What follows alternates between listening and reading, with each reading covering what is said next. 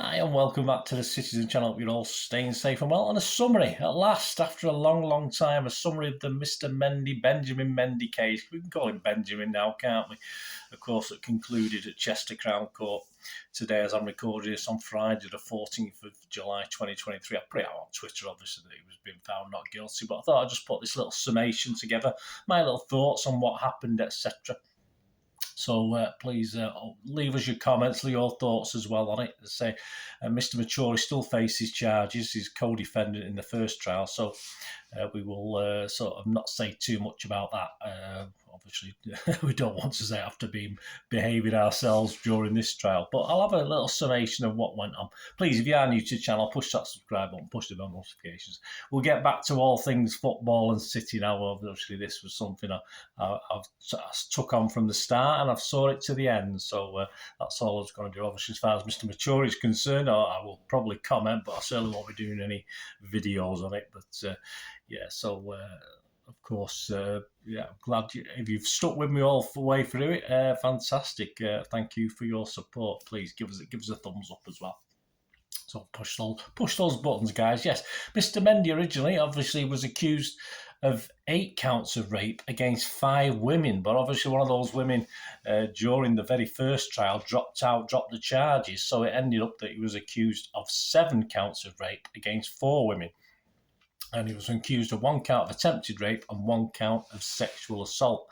The offence is alleged to have taken place at his Cheshire mansion or home, let's say mansion, as they made a big thing of that, between October 2018 and August 2021, relating to 7 women in total. Yeah, I think the August 2021 was the one that was actually dropped at some stage. Alongside Benjamin, of course, we had Mr. Maturi from Eccles Salford. He was accused of 6 counts of rape and 3 counts of sexual assault relating to 7 women. And Judge Stephen Everett has been there from the beginning. He's been the guy in charge at Chester Crown Court. Yeah, and the original trial finished hearing evidence on the 5th of December 2022, started in early August. It was early August, yeah, back in August, and the jury was sent away to consider the verdicts on that day. And they were told by the judge to take as much time as they needed. They had a lot to get through, didn't they? It's been a long trial. And they returned on the Friday the 13th of January, yes, with verdicts. And he was acquitted of 6 counts of rape, would have to return for a retrial on the 2 remaining charges. The jury were deadlocked on their decision. As far as Maturi, the jury were unable to decide on more on his. 3 counts of rape and 3 counts of sexual assault. His retrial is actually pending for the September the 18th, 2023. The jury deliberated for 14 days, but the foreman had assured the judge that further time wouldn't assist them make them any changes to what they decided on. So they were deadlocked on those counts. So the retrial started on the 28th of June 2023, just a couple of days before his contract was due to expire with Manchester City officially. Of course, Manchester City have kept very tight-lipped throughout this, and he was accused at the second trial of raping 1 woman and attempting to rape another. He pleaded not guilty, of course, to both counts. The alleged attempted rape of woman 1 is alleged to have happened in October 2018. The alleged rape of woman 2 is alleged to have happened in October 2020.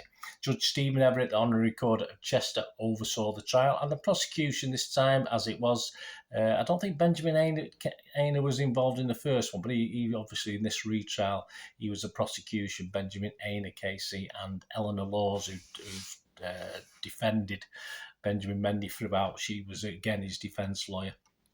And yeah, the evidence given was just really mirrored of what we heard in the first trial. I've had a quick look back and check back, and there wasn't any obvious new evidence to put towards the jury. But despite this, of course, the original jury ended up as 11. There was 7 men and 4 women in the original jury. Of course, this ended up with a jury of 6 men and 6 women, and they were very quick to find Mendy not guilty. He was actually, I think, he was sent out about 10:45 a.m. and he come back mid to late afternoon. Of course, Mendy wept after the verdicts were announced of not guilty by the foreman, and he was released from the dock at Chester Crown Court. There was a statement made on Mr. Mendy's behalf by Jenny Wiltshire, head of Serious and Central Crime at Hickman and Rowe. She said, Benjamin Mendy would like to thank the members of the jury for focusing on the evidence in this trial rather than on the rumour and innuendo that have followed this case from the outset. This is the second time that Mr. Mendy has been tried and found not guilty by a jury. He is delighted that both juries reached the correct verdicts. It has been almost 3 years since the police started investigating this matter. Mr. Mendy has tried to remain strong, but the process has inevitably had a serious impact on him. He thanks everyone who has supported him throughout his ordeal and now asks for privacy so he can begin to rebuild his life. Yeah, it was actually the not guilty decisions were delivered on the 14th of July. And yeah, you must ask questions. I mean, it's so quick. Of course, why perhaps, given the evidence was almost the same as it was for the first trial, but obviously there's a lot of stuff in that first trial. There's a lot to get your head around. Just listening to it, imagine a jury having to sit through and deliberate on all these counts, especially with two co-defendants as well. So, yeah, I mean, you probably question why, given the same evidence, this jury was so quick to come to a not guilty decision. But, yeah, it's probably because, it was just so sort of narrow, a lot more narrow things to look at. Generally, yeah, of course, Mr. Mendy can now get on with the rest of his life. My personal thoughts, of course, I'm not going to mention Mr. Mature. He's still got counts to answer, of course, but there's a lot of people out there. I think Benjamin Mendy perhaps was in the wrong company. Whose fault's that? Was City partly to blame, etc. for that? Possibly. There a lot of things were going on. City must have been aware of certain things. There's a lot going on while he was injured, while he was on crutches, various things, and certain other players were aware of it from not just City but other clubs as well. So perhaps there could have been more done to sort of help Benjamin Mendy when he first came to the club, and perhaps that's something perhaps City could have been more involved in. A bit disappointing, as I say, his friends sort of let him down on that score, and as I said, it perhaps could have done a little bit more. What really impressed me, obviously, all the women were protected, no names were given, etc. But the age, to me, they seem very young women. Getting mixed up in this thing, and it's obviously not something I'm used to. It's not my style of life. Obviously, a 60-odd-year-old guy, and I don't mix with football. Go to these clubs, etc. But just very, very naive young girls, and obviously Benjamin Mendy was very naive himself in what was happening. So I am glad it's been sorted out, and he can carry on and get on with his life.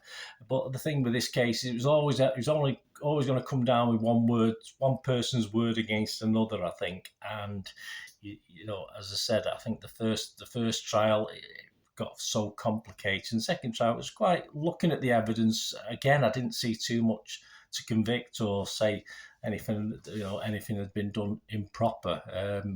It was one word against another, and certain things were said and done that naive on both parties, and that's the problem throughout this. Obviously, he's already said he's learned the time he's spent in prison and on bail and stuff like this. He's learned the mistakes he's made, and let's hope he has. Let's hope that's sorted out. But yeah, it wasn't nice. It never is nice, this sort of thing. But as I say, we got a decision. It's as simple as that. It's a jury verdict, and they've said not guilty. So we move on from there. Anyway, guys, let me know your thoughts. As I say, I'm not going to go into too deep about it. It's now sorted. He can move on with the rest of his life, and we can carry on concentrating on our wonderful football club, as opposed to this that's been in the background. As I said, he's not under contract with City anymore, so it will be interesting to see what he does. Moves on from here now. Let me know your thoughts, guys. Thanks for joining me. Anyway, if you stuck with me, my thanks as ever to the Manchester Evening News, who's supplied a lot of the information over the last few months as I've been doing these on and off, of course. So my thanks to them again. And my thanks to you for sticking with me, guys, and leave us your comments. And I only ask one thing before I see you hopefully very, very soon for football matters. Please stay safe, everyone. Bye for now.